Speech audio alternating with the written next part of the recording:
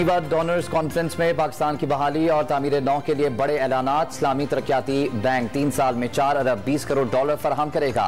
France 10 million dollar, चीन मजीद 10 crore dollar और Japan ने मजीद 77 मिलियन डॉलर फराहम करने का ऐलान कर दिया।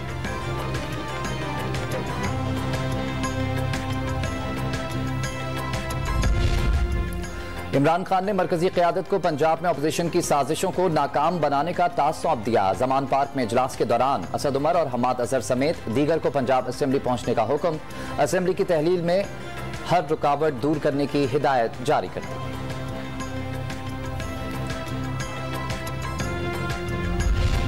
ख्वाजा साद रफीक का वज़ीर आला पंजाब के पास अराकीन की कमी का दावा। परवेज इलाही को एतमाद का वोट लेना ही होगा। मीडिया से गुफ्तगू में इत्तेहादी जमातों के पास गिनती पूरी होने का भी दावा कर दिया। एतमाद का वोट ना लिए जाने पर कोर्ट जाने का ऐलान भी कर दिया।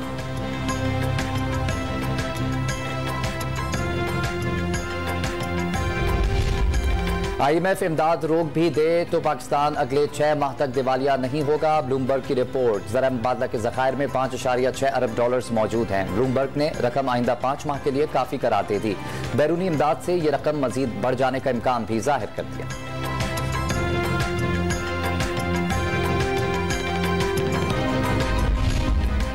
हफ्ते के पहले कारोबारी रोज पाकिस्तान स्टॉक एक्सचेंज में मंदी का रुझान। 100 इंडेक्स में 503 पॉइंट्स की कमी। इंडेक्स 40,504 पॉइंट्स पर बंद। और गवादर बंदरगाह पर तिजारती सरगर्मियों में इजाफा। गवादर बंदरगाह से 2 लाख टन यूरिया खाद की दरामद शुरू। जहाजों की आमद से गवादर में कारोबार से मुंसलिक मुकामी अफराद में खुशी की लहर दौड़ गई।